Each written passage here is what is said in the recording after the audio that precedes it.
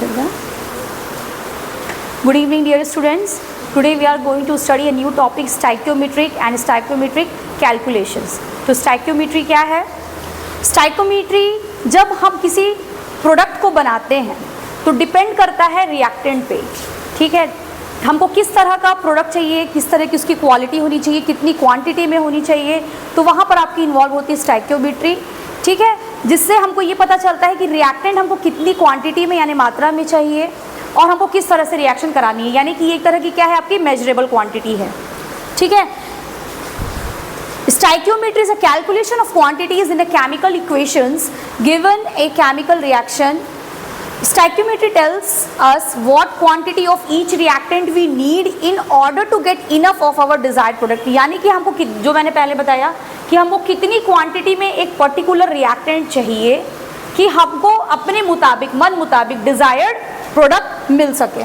इसके बहुत सारे रियल लाइफ एप्लीकेशंस हैं, इसलिए इसको पढ़ना बहुत ज़्यादा इंपॉर्टेंट है। एक बहुत इंपॉर्टेंट टॉपिक है केमिस्ट्री में आपके, ये रिसर्च और केमिकल इंजीनियरिंग में बहुत ज़्यादा एप्लीकेबल है।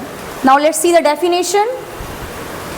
Reaction stoichiometry is a calculation of quantitative, यानी कि जिसको आप मेजर कर सकते हो क्वांटिटी ना, which you can measure, measurable relationships of reactants and products in a chemical reaction. यहाँ पर दो रिएक्शन हैं, ठीक है। एक है आपकी फोटोसिंथेसिस की जिसमें कार्बन डाइऑक्साइड और वाटर का रिएक्शन होता है in the presence of sunlight, है ना, एंड क्लोरोफिल, जिसके कारण आपका क्या होता है शुगर यानी कार्बोहाइड्रेट और ऑक्सीजन क्या होता है प्रोड्यूस होता है, ठीक।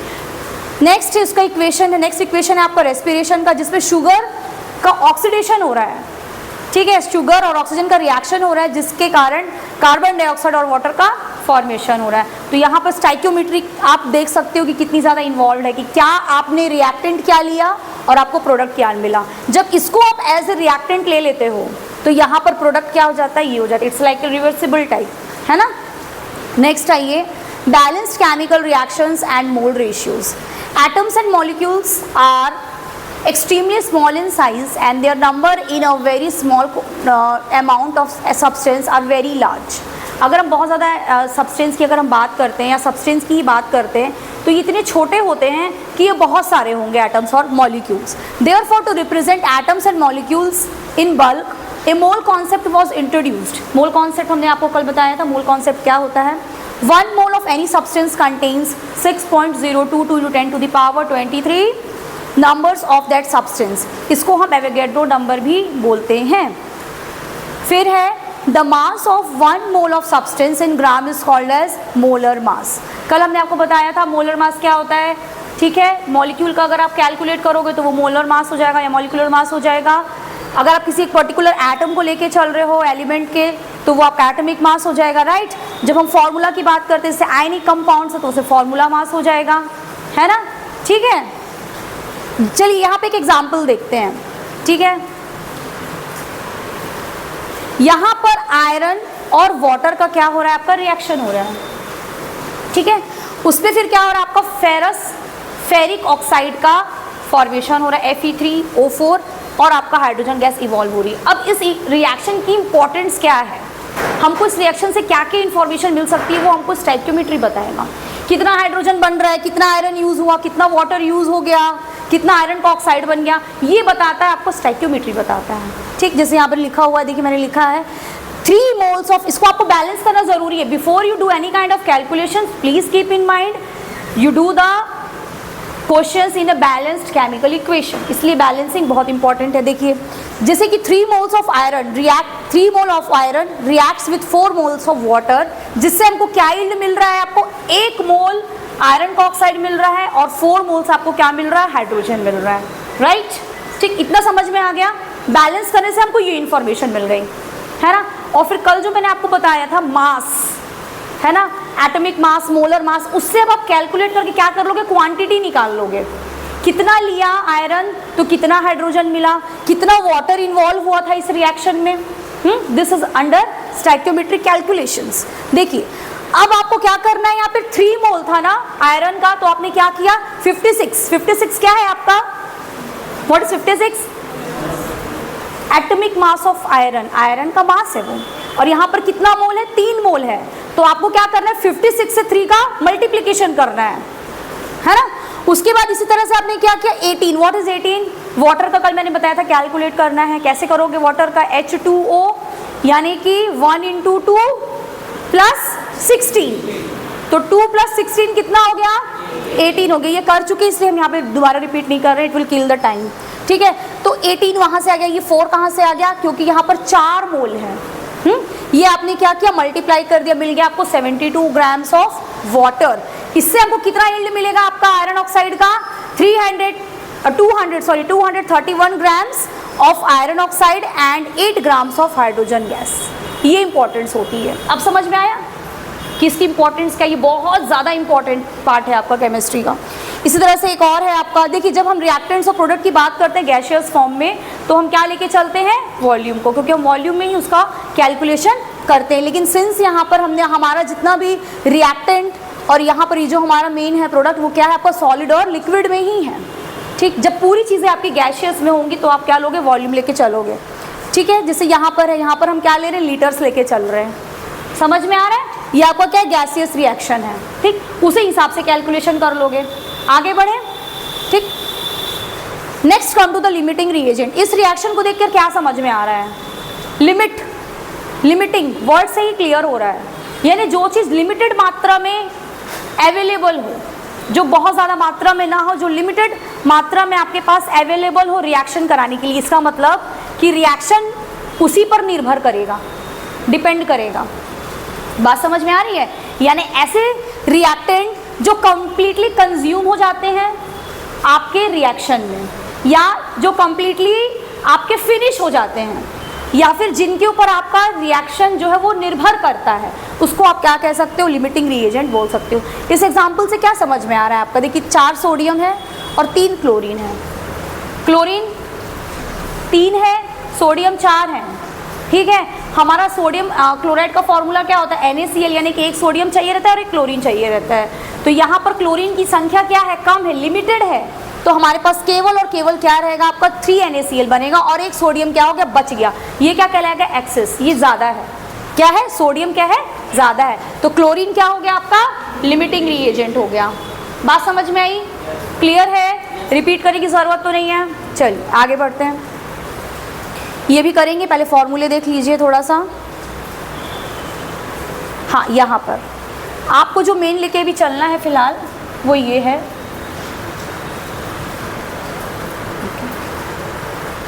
Molarity, molality and mole fraction, ठीक है।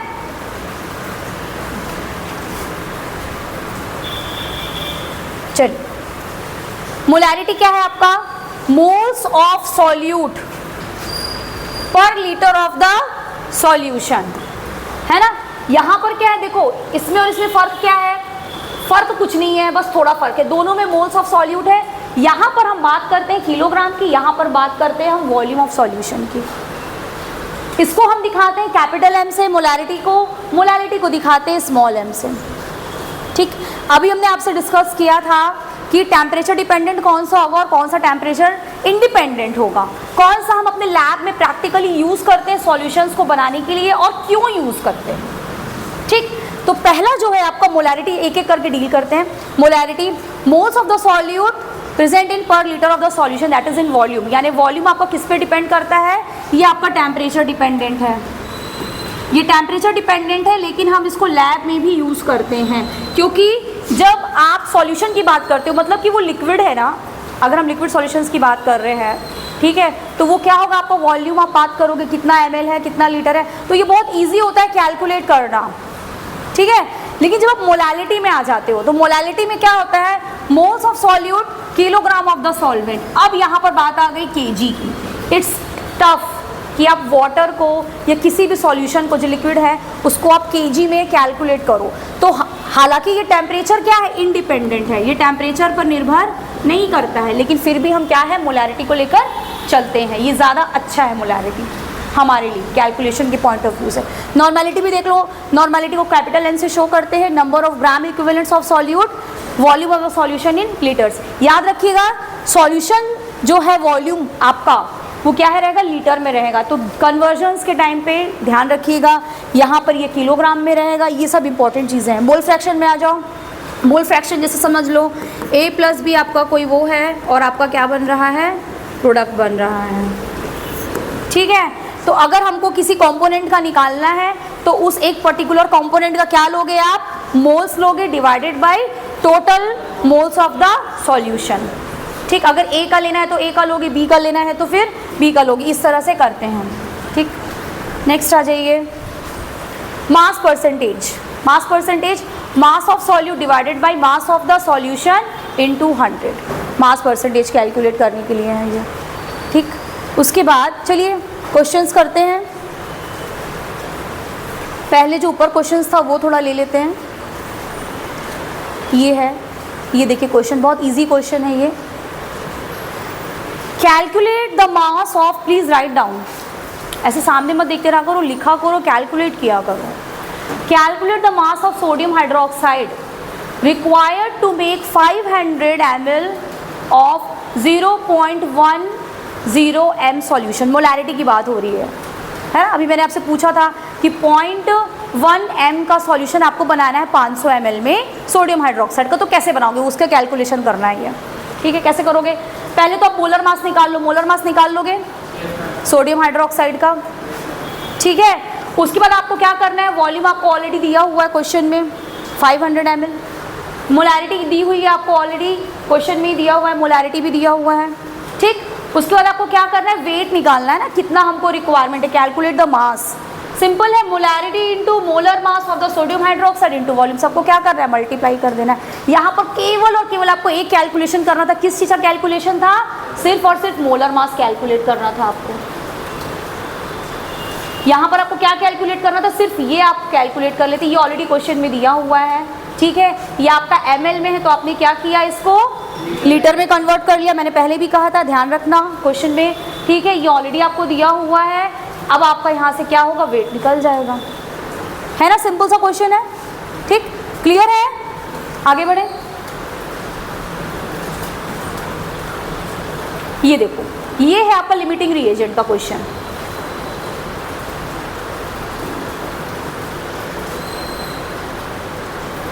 लिमिटिंग रिएजेंट का क्वेश्चन है, यहाँ पर एक क्वेश्चन है, calculate the amount of C formed in a reaction 2A plus 4B gives 3C plus 4D, ठीक। ये एक रिएक्शन दी हुई है, when 5 moles of A react with 6 moles of B, आपको C का अमाउंट कैलकुलेट करना है। इस तरह के क्वेश्चंस आते हैं, ABC करके देता है, ठीक। सिंपल है, पहले आप बैलेंस इक्वेशन लिख लिया आपने ये इक्वेशन लिख ली। अब देखो दिया क्या है, 5 मोल किसका दिया हुआ है, A का दिया हुआ है, ठीक।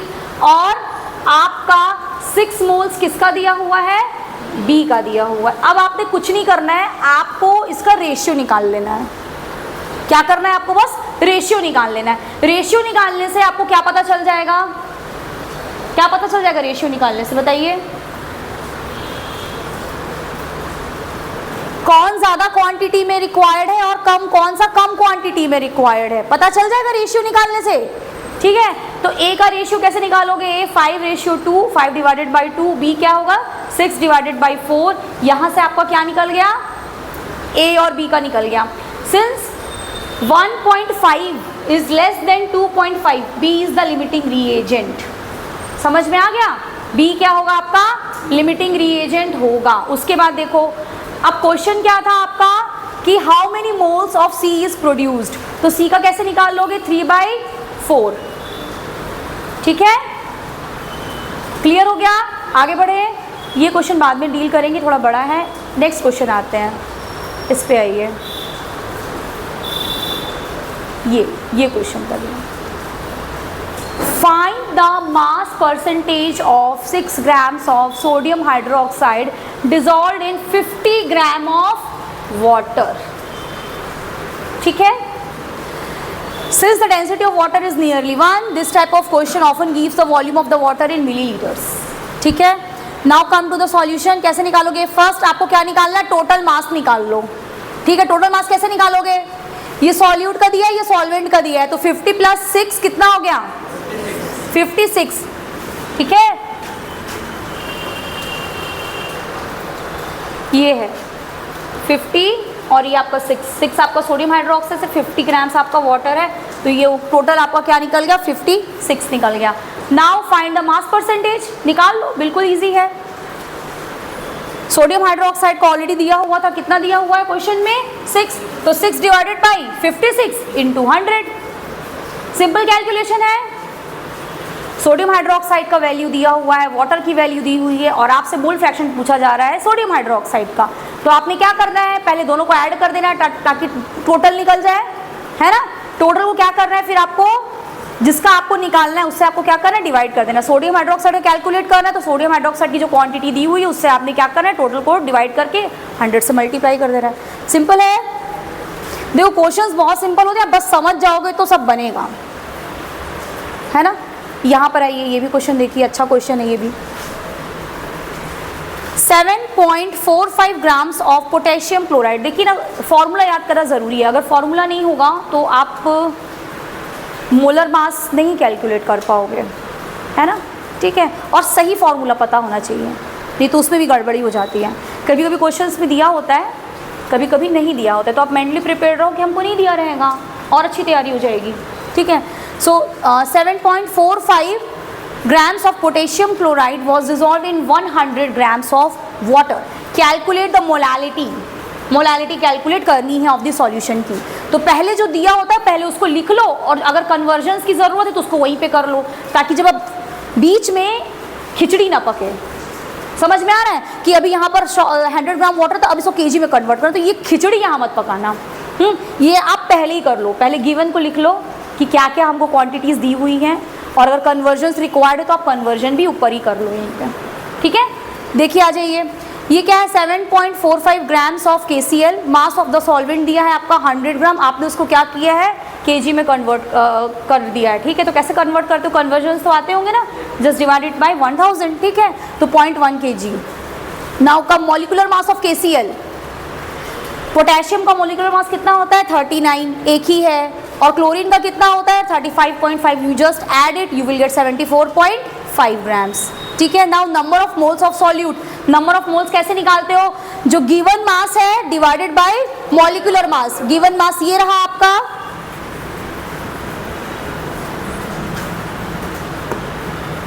This is your given mass and this is your molar mass, ठीक है। तो आपने क्या करना है, इसको जस्ट सिंपल डिवाइड कर देना है, कितना आ गया 0.1 मोल, ठीक है। आगे देखिए, मोलालिटी निकालनी, मोलालिटी का फॉर्मूला हमने पढ़ाया था अभी आपको, क्या था, number of moles of solute and mass of the solvent in kilograms, ठीक है। तो केजी में पहले कन्वर्ट कर ही लिया है, 0.1 डिवाइडेड बाई 0.1 कितना आएगा 1, सिंपल क्वेश्चन था, ठीक। चलिए आगे बढ़ते हैं, ये देखिए, ये भी एक अच्छा क्वेश्चन है, देखिए कैसे करना है इसको।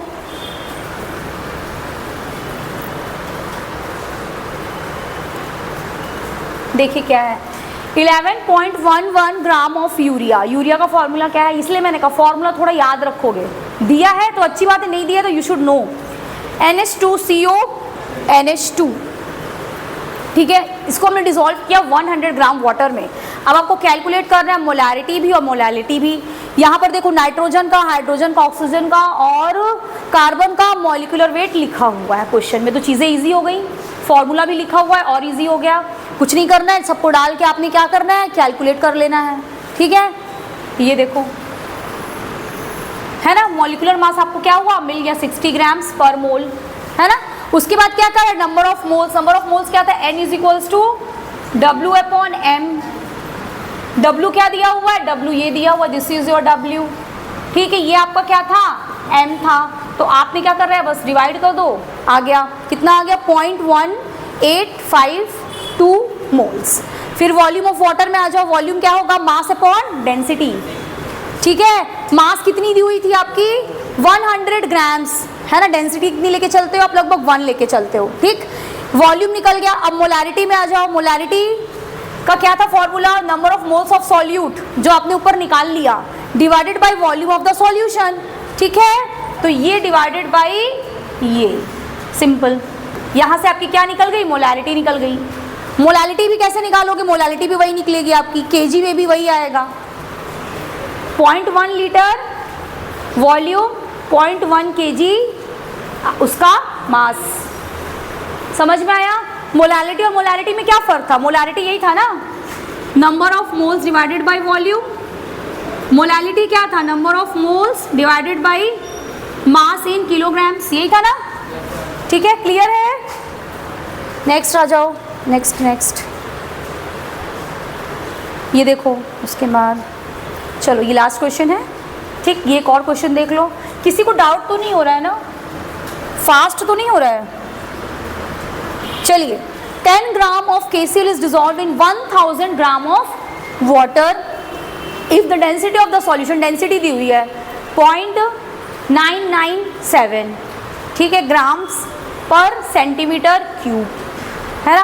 कैलकुलेट मोलारिटी, मोलालिटी, ठीक है, बस वही कैलकुलेट करना है आपको, मोलालिटी और मोलारिटी, ठीक। एटॉमिक मासेस दिया हुआ है, सिंपल मॉलिक्यूलर मास कैलकुलेट कर लो 74.5, ठीक। नंबर ऑफ मोल्स कैसे निकालोगे? गिवन मास कितना था आपका 10, this is your given mass and this is your molecular mass, ये निकल गया आपका नंबर ऑफ मोल्स, ठीक। नंबर ऑफ मोल्स, मोलालिटी के लिए क्या चाहिए? Mass of the solvent in KG, तो ये कितना है आपका 1000 ग्राम था ना, इसको क्या हो गया आपका 1000 gram is equals to your 1 kg, है ना।